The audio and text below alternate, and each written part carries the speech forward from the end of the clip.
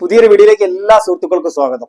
ഒരു ബിയറിഷ് മാർക്കറ്റിൽ എന്ത് മൈൻഡ് സെറ്റ് ആണ് വെച്ച് പുലർത്തേണ്ടത്, എന്ത് രീതിയിലുള്ള തോട്ട് പാറ്റേൺ ആണ് ഒരാൾ മെയിൻറ്റെയിൻ ചെയ്യേണ്ടത് എന്നുള്ളതാണ് നമ്മൾ ഈ വീഡിയോയിൽ പ്രധാനമായിട്ടും ഡിസ്കസ് ചെയ്തതെങ്കിലും ഒരു ട്രേഡർ എന്ന രീതിയിൽ നിരന്തരം പ്രശ്നങ്ങൾ നേരിട്ടുകൊണ്ടിരിക്കുമ്പോൾ അപ്പോൾ നിങ്ങൾ സമീപിക്കേണ്ടതായിട്ടുള്ള ഒരു ആറ്റിറ്റ്യൂഡ് എന്താണെന്ന് മനസ്സിലാക്കാനും ജീവിതത്തിൽ ഒന്നിനു പുറകെ ഒന്നായിട്ട് പ്രശ്നങ്ങൾ നേരിട്ടുകൊണ്ടിരിക്കുമ്പോൾ അവിടെ എന്ത് സമീപനം മാനസികമായിട്ട് കൈക്കൊള്ളണം എന്ന് മനസ്സിലാക്കാനും നിങ്ങളെ ഈ വീഡിയോ സഹായിക്കുമെന്നാണ് ഞാൻ പ്രതീക്ഷിക്കുന്നത്.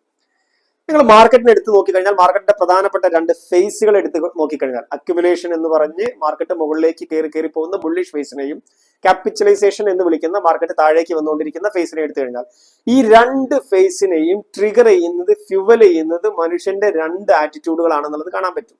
ആ രണ്ട് ആറ്റിറ്റ്യൂഡ് മാർക്കറ്റ് മുകളിലേക്ക് കയറി പോകുന്ന റാലികളിൽ അതിനെ മാർക്കറ്റിന് ഫ്യുവലായിട്ട് മാറുന്നത് ഓപ്റ്റിമിസം എന്ന മനുഷ്യന്റെ ആറ്റിറ്റ്യൂഡാണ്, മനോഭാവമാണ്. അപ്പൊ അവിടെ മനുഷ്യൻ ഈവൻ അത്ര പോസിറ്റീവ് അല്ലാത്ത ആളുകളെ പോലും അവരുടെ ചിന്തകളെ പോലും വളരെ ശുഭാപ്തി വിശ്വാസമുള്ള ഒന്നാക്കി മാറ്റുന്ന രീതിയിൽ വരുന്ന ചില ഡേറ്റകളും ചില ന്യൂസുകളോ ചില ഇവന്റുകളോ ഒക്കെ അവൻ ഏറ്റെടുത്തുകൊണ്ട് അതിനെ എക്സാജിറേറ്റ് ചെയ്തുകൊണ്ട് നിലവിൽ നിലനിൽക്കുന്ന സാഹചര്യത്തിനും അപ്പുറത്തേക്ക് അവൻ ശുഭാപ്തി വിശ്വാസിയായിട്ട് മാറുന്നു. ഇത് ശുഭാപ്തി വിശ്വാസിയാവുന്ന കാര്യത്തിലും മനുഷ്യൻ അങ്ങനെയാണ്, പെസിമിസ്റ്റ് ആവുന്നു. അതിന്റെ നേരെ ഓപ്പോസിറ്റ് ആയിട്ടുള്ള ഒരു ആറ്റിറ്റ്യൂഡിലേക്ക് മനുഷ്യൻ പോകുമ്പോഴും അങ്ങനെ തന്നെയാണ്. ഈ എല്ലാം മനുഷ്യന് ഒരു എക്സ്ട്രീം ആയിട്ട് എടുക്കാൻ അവന്റെ മനസ്സ് ശ്രമിക്കുന്നു എന്നുള്ളതാണ്, എക്സാജറേറ്റ് ചെയ്യാൻ ശ്രമിക്കുന്നു.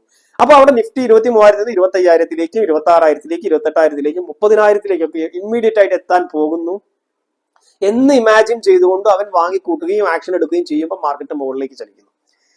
ഇനി താഴേക്ക് മാർക്കറ്റ് വരുന്ന സിനാരിയോയിൽ ആ സാഹചര്യങ്ങളെ മാർക്കറ്റ് താഴേക്ക് വരാൻ ഇടയാക്കുന്ന രീതിയിലുള്ള ഡേറ്റകളെയോ ഇവന്റുകളെയോ അവന്റെ മനസ്സെടുത്തുകൊണ്ട് അതിനെ പെരുപ്പിച്ച് അവനൊരു പെസിമിസ്റ്റ് ആയിട്ട് മാറുന്നു. ശുഭാപ്തി വിശ്വാസിയായിട്ടുള്ള ആളുകൾ പോലും ശുഭാപ്തി വിശ്വാസം കൈവിട്ട് പെസിമിസ്റ്റ് ആയിട്ട് മാറി മാർക്കറ്റിനെ നിരന്തരം സെൽ ചെയ്യുന്നു. അപ്പൊ അവൻ ചിന്തിക്കുന്നത് മാർക്കറ്റ് എല്ലാ കാലത്തെയും വലിയ ക്രാഷിലേക്ക് പോകാൻ പോകുന്നു, ഇതോടുകൂടി ഈ ഞാൻ ഇൻവെസ്റ്റ് ചെയ്ത ഫണ്ട് കുറെ കാലത്തേക്ക് ലോക്കാവാൻ പോകുന്നു, അവിടെ കിടക്കാൻ പോകുന്നു, മാർക്കറ്റിന്റെ എക്കണോമിയുടെ ഒരു വലിയ ക്രൈസിസ് ആണ് വരാൻ പോകുന്നത് എന്നുള്ളതിനെ പെരുപ്പിക്കുന്ന രീതിയിൽ അവന്റെ മനസ്സ് ആ കാര്യങ്ങളിൽ ഇടപെടുന്നു.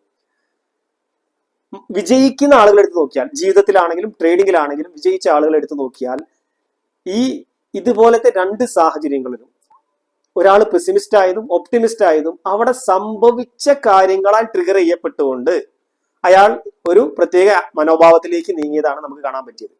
എന്നാൽ വിജയിച്ച ആളുകൾ ഈ സംഭവങ്ങളുടെ സ്വാധീനത്തെ ലിമിറ്റ് ചെയ്തുകൊണ്ട് നിങ്ങളൊരു പെസിമിസ്റ്റ് ആവാൻ സാധ്യതയുള്ള സാഹചര്യങ്ങൾ നിലനിൽക്കുമ്പോഴും അത്രയ്ക്ക് പെസിമിസത്തിലേക്ക് പോവാതെ അവിടെ വളരെ റാഷണലി ചിന്തിച്ചുകൊണ്ട് അതിനെ അതിജീവിച്ച് അവിടെയും ഒപ്റ്റിമിസം നിലനിർത്തുന്നതിലൂടെയാണ് ആളുകൾ ഏത് മേഖലയിലും വിജയിച്ചിട്ടുള്ളത്. അതായത് സാഹചര്യ പ്രകാരം നിങ്ങൾ യഥാർത്ഥത്തിൽ നിങ്ങൾ അങ്ങേയറ്റത്തെ പെസിമിസ്റ്റ് ആവേണ്ട അത്രയും ദുരിതപൂർണമായ ജീവിത സാഹചര്യങ്ങളിലൂടെ കടന്നു പോകുമ്പോഴും ഒരാൾ ശുഭാപ്തി വിശ്വാസം നിലനിർത്തുന്നത് പോലെ മാർക്കറ്റ് താഴേക്ക് ഫോളോ ചെയ്തുകൊണ്ടിരിക്കുമ്പോഴും ഒരാൾക്ക് പരിമിതമായ രീതിയിലെങ്കിലും ശുഭാപ്തി വിശ്വാസം ഒപ്റ്റിമിസം നിലനിർത്താൻ പറ്റിക്കഴിഞ്ഞാൽ ആൾക്ക് മാർക്കറ്റിൽ ഉണ്ടാവുന്ന ഫ്ലക്ച്വേഷനെ അതിജീവിക്കാൻ പറ്റുന്നു എന്നുള്ളതാണ്. അപ്പൊ ഈ ഒപ്റ്റിമിസം ട്രേഡിങ്ങിൽ മാത്രമല്ല ജീവിതത്തിലും നമ്മൾ പരിശീലിച്ച് വിജയിക്കേണ്ട നേടിയെടുക്കേണ്ട ഒരു പ്രത്യേക സ്കില്ല് തന്നെയാണ്. അപ്പൊ ട്രേഡിങ്ങിൽ എങ്ങനെയാണ് ഈ ഒപ്റ്റിമിസം നിങ്ങൾ ബിൽഡ് ചെയ്യേണ്ടത് എന്നുള്ളത് പറയുന്നതിന് മുമ്പ് ജനറലി ഒപ്റ്റിമിസം കൊണ്ട് ജീവിതത്തിലെ വിജയം മാത്രമല്ല അത് എത്രമാത്രം ആളുകൾക്ക് ഗുണപ്രദമാകുന്നു എന്നുള്ളതിനുള്ള പഠനങ്ങൾ നടത്തിയിട്ടുണ്ട്. അപ്പൊ ആ പഠനങ്ങൾ പ്രത്യേകിച്ച് അതിൽ വളരെ പ്രഗത്ഭരായിട്ടുള്ള Harvard TH Chan school of public health നടത്തിയ പഠനം വളരെ ശ്രദ്ധിക്കപ്പെട്ട ഒരു പഠനമാണ്. അപ്പൊ ആ പഠനത്തിൽ മനസ്സിലായത് ഒപ്റ്റിമിസ്റ്റിക് ആയിട്ടുള്ള ശുഭാപ്തി വിശ്വാസിയായ ആളുകളുടെ ജീവിത ദൈർഘ്യം 5.4% മറ്റുള്ളവരെ അപേക്ഷിച്ച് കൂടുതലാണെന്നുള്ളതാണ്. മാത്രമല്ല കാർഡിയോവാസ്കുലർ ഡിസീസുകൾ അവർക്ക് കുറയുന്നു, അവരുടെ ഇമ്മ്യൂണിറ്റി സിസ്റ്റം മറ്റുള്ളവരെക്കാൾ ബെറ്റർ ആണ്, ഇമ്മ്യൂണൽ പ്രശ്നങ്ങൾ അവർക്ക് ഉണ്ടാവുന്നില്ല എന്നെല്ലാം സയന്റിഫിക് സ്റ്റഡിയിൽ കണ്ടെത്തിയിട്ടുള്ളതാണ്. അപ്പൊ നിങ്ങളിവിടെ ഒരു ഒപ്റ്റിമിസം ബിൽഡ് ചെയ്യാൻ ശ്രമിക്കുന്നതിലൂടെ ട്രേഡിങ്ങിൽ വിജയിക്കുക മാത്രമല്ല ജീവിതത്തിൽ വിജയിക്കാനും ആരോഗ്യപൂർണമായിട്ടുള്ള ഒരു ജീവിതം ഉണ്ടാക്കാനും കൂടെ നിങ്ങൾ മുൻകൈ എടുക്കുക എന്നുള്ളത് വേണം മനസ്സിലാക്കാൻ. ഇനി എങ്ങനെയാണ് നിങ്ങൾക്ക് ഒരു ഒപ്റ്റിമിസ്റ്റിക് ആയിട്ട് മാറാൻ പറ്റുക? പ്രധാനമായിട്ടും 3 കാര്യങ്ങൾ ശ്രദ്ധിക്കുന്നതിലൂടെ നിങ്ങളുടെ പാറ്റേണുകളെ സാഹചര്യങ്ങളുടെ ഇൻഫ്ലുവൻസിൽ നിങ്ങളൊരു പെസിമിസ്റ്റ് ആവാൻ സാധ്യതയുള്ള സാഹചര്യങ്ങളെ മറികടന്നുകൊണ്ട് നിങ്ങൾക്ക് ഒപ്റ്റിമിസ്റ്റ് ആവാൻ പറ്റും. ഏറ്റവും ആദ്യത്തെ പോയിന്റ്, നിങ്ങളൊരു ഫാക്ട് ബേസ്ഡ് തോട്ട്സ് ഡെവലപ്പ് ചെയ്യുക എന്നുള്ളതാണ് ഒന്നാമത്തെ പോയിന്റ് എന്ന് പറയുന്നത്. അപ്പൊ ഫാക്ട് ബേസ്ഡ് തോട്ട് ആ മൊമെന്റിൽ ഡെവലപ്പ് ചെയ്യണമെങ്കിൽ നിങ്ങൾ അവിടെ കിട്ടുന്ന ഫാക്ടുകളെ ക്രോസ് ചെക്ക് ചെയ്യണം എന്നുള്ളതാണ് ആദ്യത്തെ എലമെന്റ്. ഒരു ഉദാഹരണത്തിന് 1-2 കമ്പനികളുടെ മേജർ കമ്പനികളുടെ റിസൾട്ട് നെഗറ്റീവ് വന്നതുകൊണ്ട് മാർക്കറ്റ് ഫാളോ ചെയ്തുകൊണ്ടിരിക്കുകയാണ്. അപ്പൊ അവിടെ നിങ്ങൾ ആ കമ്പനികളുടെ സ്റ്റോക്ക് ഹോൾഡ് ചെയ്യുന്ന ഒരാളാണെങ്കിൽ ആ സ്റ്റോക്ക് വിൽക്കണമെന്ന് ചിന്തിക്കുന്നതിന് മുമ്പ് നിങ്ങൾ ചിന്തിക്കേണ്ടത് ഒരു ക്വാർട്ടറിലെ ഒരു കമ്പനിയുടെ റിസൾട്ട് ഒരു ലോങ് റണ്ണിൽ ആ കമ്പനി മോശമാകും എന്നുള്ളതിനുള്ള ഒരു തെളിവാണോ എന്നുള്ളതാണ്.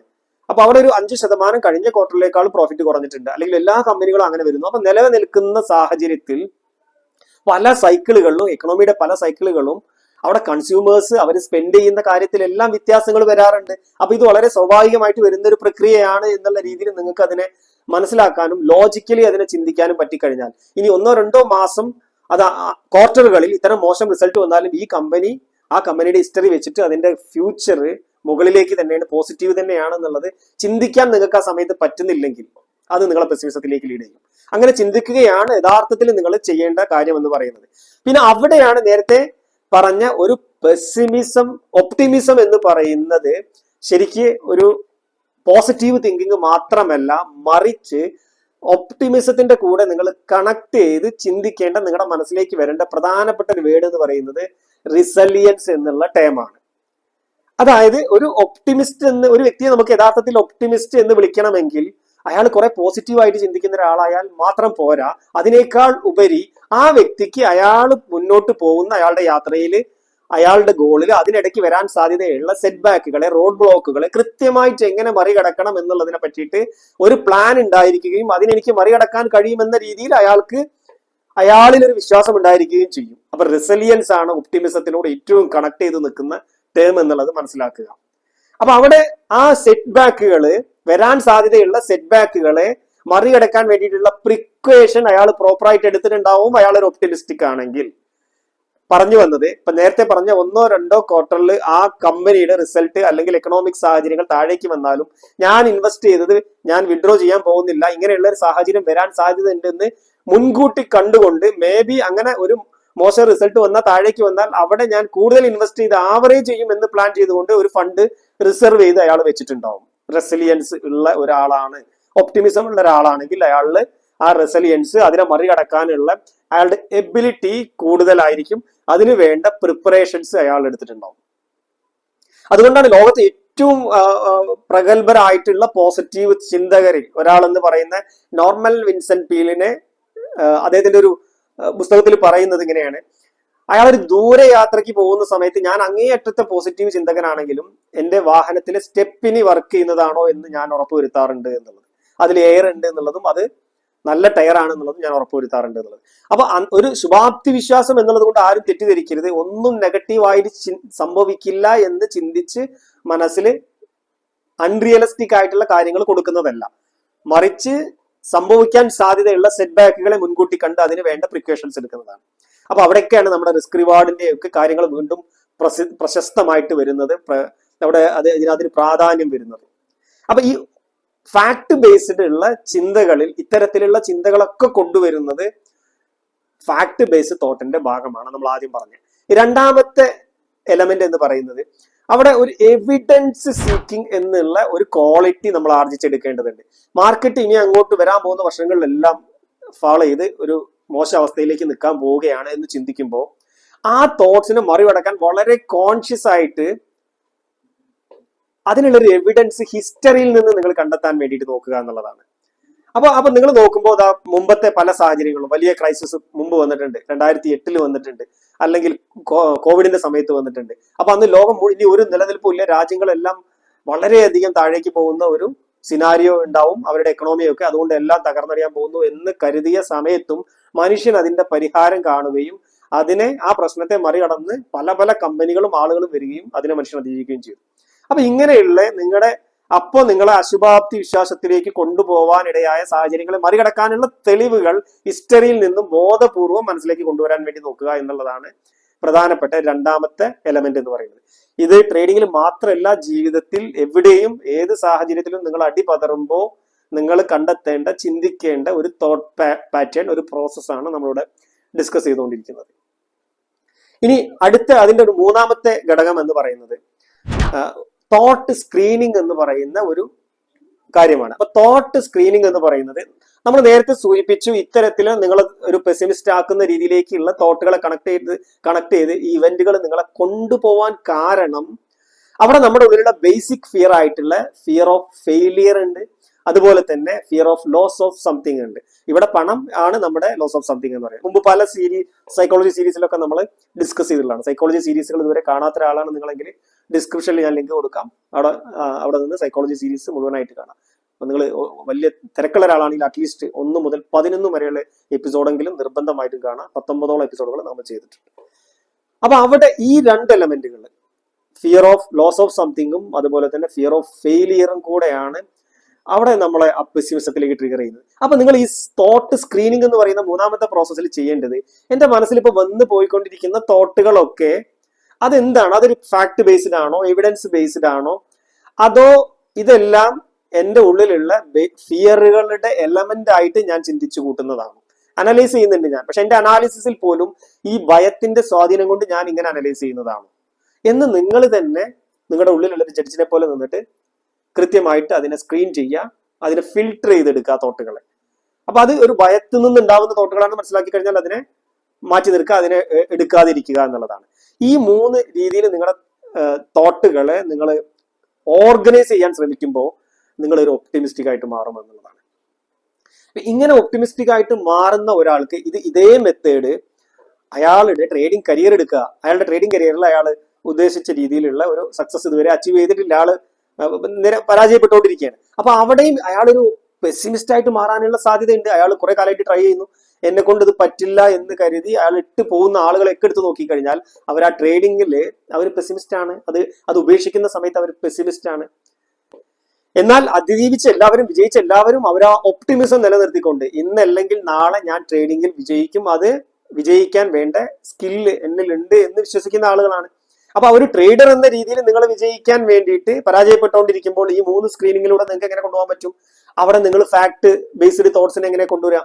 അപ്പൊ അവിടെ നിങ്ങൾ ഫാക്ട് ബേസ്ഡ് തോട്ടിനെ കൊണ്ടുവരുമ്പോൾ ഇത്ര ഞാൻ 2 വർഷമായിട്ട് ട്രേഡ് ചെയ്യുന്നു, 3 വർഷമായിട്ട് ട്രേഡ് ചെയ്യുന്നു, എന്റെ ടോട്ടൽ എത്രയാണ് ഞാൻ നഷ്ടപ്പെടുത്തിയിട്ടുള്ളത്, നഷ്ടപ്പെടുത്തിയ എമൗണ്ടിൽ ഏറ്റവും കൂടുതൽ ഏത് രീതിയിലാണ് ഞാൻ നഷ്ടപ്പെടുത്തിയിട്ടുള്ളത്, എന്ത് സൈക്കോളജിക്കൽ പോരായ്മ കൊണ്ടാണ് ഞാൻ അത്ര വലിയ നഷ്ടങ്ങൾ ഉണ്ടാക്കിയത്, അവിടെ എന്തായിരുന്നു ആ ബിഹേവിയർ. അങ്ങനെ നിങ്ങൾ ആദ്യം ഫാക്ട് എടുക്കുന്നു, അപ്പൊ നഷ്ടമാണെന്ന് മനസ്സിലാക്കുന്നു, ആ നഷ്ടത്തിൽ മേജർ പങ്ക് വഹിച്ച കാര്യങ്ങൾ എന്തൊക്കെയാണെന്നുള്ളത് നിങ്ങൾ അനലൈസ് ചെയ്യുന്നു. അപ്പൊ അവിടെ ഫാക്ട് ബേസ്ഡ് തോട്ടും അനാലിസിസും വന്നു. രണ്ടാമത് നിങ്ങൾ എവിഡൻസ് സീക്ക് ചെയ്യുന്നു. അതൊക്കെ കണ്ടെത്തി അതിനുള്ള പരിഹാരങ്ങളൊക്കെ നിങ്ങൾ സെറ്റ് ചെയ്താൽ നിങ്ങൾ വിജയിക്കും എന്നുള്ളതിന് എന്താണ് തെളിവ് എന്ന് നിങ്ങൾ ചിന്തിച്ചു തുടങ്ങുന്നു. അപ്പൊ അവിടെ നിങ്ങൾക്ക് കാണാൻ പറ്റുന്ന തെളിവ് എന്താണ്? നമ്മൾ മാർക്കറ്റിൽ എപ്പോഴും 7% ആളുകളെ മാർക്കറ്റിൽ വിജയിക്കുന്നുള്ളൂ എന്നുള്ളത് ഒരു വലിയ നെഗറ്റീവായിട്ട് നമ്മൾ പറയുമ്പോൾ നിങ്ങൾക്ക് അതൊരു എവിഡൻസ് ആയിട്ട് നിങ്ങളെ ഒപ്റ്റിമിസ്റ്റിക് ആക്കി മാറ്റാവുന്ന ഒരു എവിഡൻസ് ആയിട്ട് എടുക്കാൻ പറ്റും. നിങ്ങൾ ചിന്തിക്കേണ്ടത് 100ൽ 7 പേര് വിജയിക്കുന്നുണ്ട് എന്ന് പറഞ്ഞാൽ 1000ൽ 70 പേര് വിജയിക്കുന്നുണ്ട്, 10,000ൽ 700 പേര് വിജയിക്കുന്നുണ്ട്, 1,00,000ൽ 7,000 പേര് വിജയിക്കുന്നുണ്ട്. 1,00,000ൽ 7,000 പേരിൽ ഒരാളാവാനുള്ള കഴിവ് എനിക്കില്ലേ എന്നതാണ് നിങ്ങൾ അവിടെ ഒപ്റ്റിമിസം ബൂസ്റ്റ് ചെയ്യാൻ വേണ്ടിയിട്ട്, എവിഡൻസ് സീക്ക് ചെയ്യാൻ വേണ്ടിയിട്ട് നിങ്ങൾക്ക് കൊണ്ടുവരാൻ പറ്റുന്ന ഒരു എക്സാമ്പിൾ ഓഫ് തോട്ട്. ഇങ്ങനെ എന്ത് തോട്ടാണോ നിങ്ങൾക്ക് കൊണ്ടുവരാൻ പറ്റുക അത്തരത്തിലുള്ള എക്സാമ്പിൾസ് കണ്ടെത്തിക്കൊണ്ട് നിങ്ങളത് തോട്ടിലേക്ക് ബോധപൂർവം കൊണ്ടുവരിക എന്നുള്ളതാണ്. അപ്പൊ അവിടെയും തോട്ട് സ്ക്രീനിങ്ങിലേക്ക് നിങ്ങൾ പോകേണ്ടതുണ്ട് 3ാമത്തെ സ്റ്റെപ്പിൽ.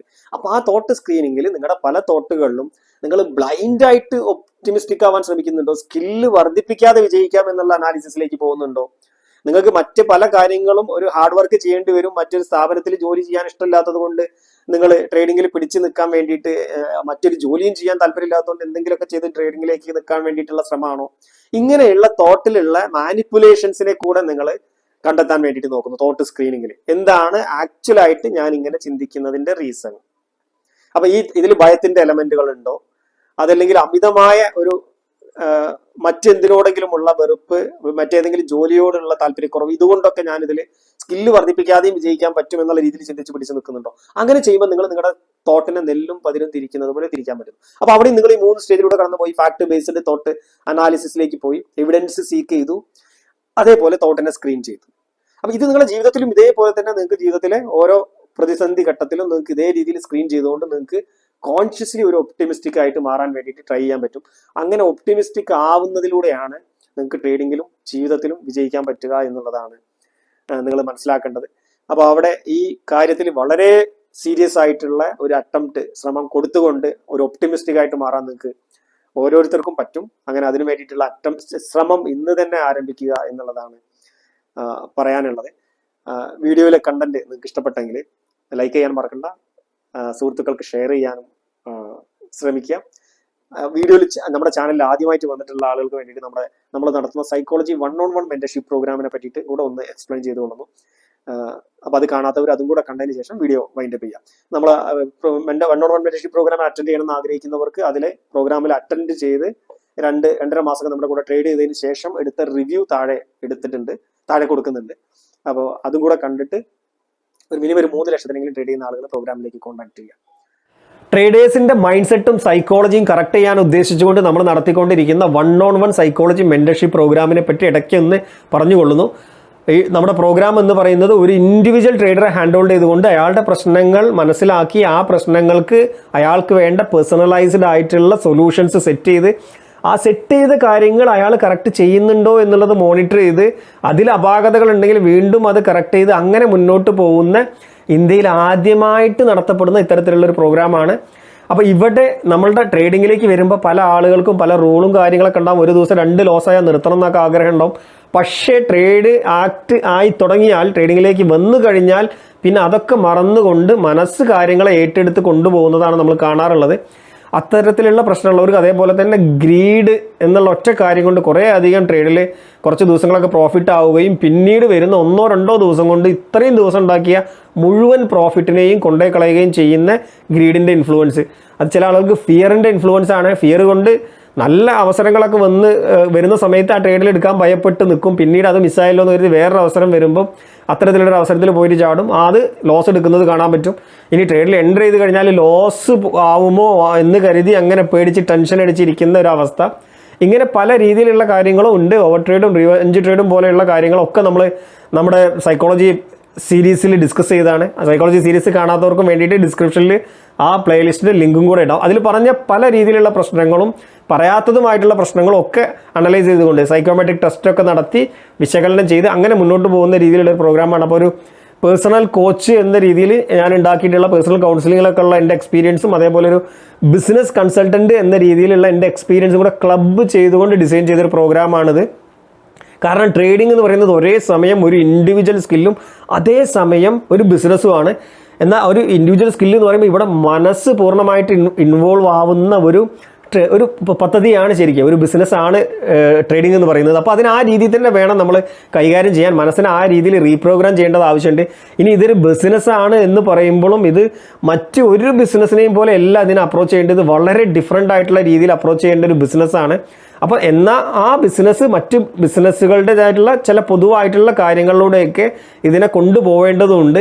ആ ബിസിനസ് അനലൈസ് ചെയ്യുന്ന കാര്യത്തിലും അത് ചെയ്തു തുടങ്ങുന്നതിന് മുമ്പ് അത് വർക്ക് ചെയ്യുന്നതാണോ എന്നുള്ളത് മനസ്സിലാക്കുന്ന കാര്യത്തിലും മുന്നോട്ട് നിങ്ങളുടെ സ്ട്രാറ്റജി പോകുമ്പോൾ എത്ര തവണ വരെയൊക്കെ തുടർച്ചയായിട്ട് ലോസ് ഉണ്ടാവാം എന്നുള്ളതിനെ പറ്റിയുള്ള ഒരു ഐഡിയ ഉണ്ടാക്കാനും അതേപോലെ തന്നെ എന്താണ് അതിൻ്റെ വിൻ റേഷ്യോ എന്നുള്ളത് മനസ്സിലാക്കാനും അത് 1:1 2 1:3 നിങ്ങൾ സ്ഥിരം പ്രോഫിറ്റ് ബുക്ക് ചെയ്യേണ്ടതെന്നുള്ളത് മനസ്സിലാക്കാനും ഇങ്ങനെയുള്ള മാത്തമാറ്റിക്കലായിട്ടുള്ള കുറേ അധികം കാര്യങ്ങൾ നമുക്ക് വളരെ കൃത്യമായിട്ട് റിസർച്ച് ചെയ്ത് കണ്ടുപിടിക്കാൻ പറ്റും. നിങ്ങളുടെ സ്ട്രാറ്റജി മുന്നോട്ട് കൊണ്ടുപോകുന്നതിന് മുമ്പ് അത്തരം കാര്യങ്ങളൊക്കെ ചെയ്തുകൊണ്ടാണ് നമ്മൾ ഈ പ്രോഗ്രാം അതിൻ്റെ 2ാമത്തെ ഘട്ടത്തിലേക്ക് കിടക്കുക. അവിടെയാണ് സൈക്കോളജിക്കൽ കാര്യങ്ങൾ കറക്റ്റ് ചെയ്യുക. ഈ ബേസിക് ആയിട്ടുള്ള മാത്തമാറ്റിക്കൽ കാര്യങ്ങൾ കണ്ടെത്തുന്നതിലൂടെ തന്നെ നമ്മളുടെ സൈക്കോളജിയുടെ ഒരു ഫൗണ്ടേഷൻ നമ്മൾ സെറ്റ് ചെയ്തിട്ടുണ്ടാവും. അപ്പോൾ ഇങ്ങനെ ഈ രീതിയിലാണ് പ്രോഗ്രാം മുന്നോട്ട് പോകുന്നത്. ഇപ്പോൾ ഇതിൽ പങ്കെടുക്കാൻ താല്പര്യമുള്ളവർക്ക് ടെലഗ്രാം ID താഴെ കൊടുക്കുന്നുണ്ട്. അതിൽ കോൺടാക്ട് ചെയ്താൽ കൂടുതൽ വിശദമായിട്ടുള്ള വിവരങ്ങൾ അതിനകത്ത് പറയാം.